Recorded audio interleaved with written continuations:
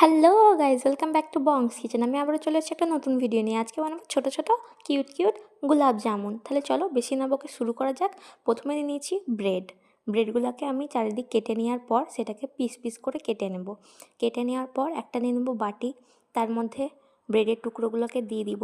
তারপরে অল্প অল্প দুধ দিয়ে সেটাকে মাখবো, একটা ডো তৈরি করব।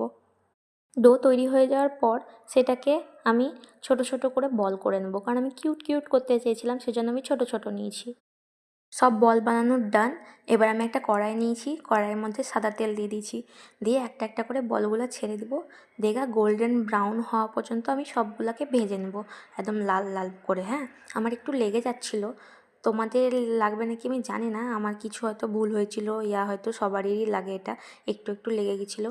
দেখে লাল লাল করে ভেজে নেওয়ার পর আমি তুলে নিয়েছি একটা বাটিতে তুলে নিয়েছি। দেখো ওই কড়াইটাকে ভালোভাবে ধুয়ে মুছে তার মধ্যে 2 হাতা মতন চিনি দিয়ে দিয়েছি, আর 3 হাতা মতন জল দিয়ে দিচ্ছি।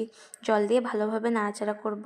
তারপরে 2টো এলাচ আর সামান্য পরিমাণে কেশর দিয়ে দিচ্ছি। কেশরটা পুরোপুরি অপশনাল, তোমাদের যদি থাকে তো দিও, না থাকলে দেওয়ার দরকার নাই।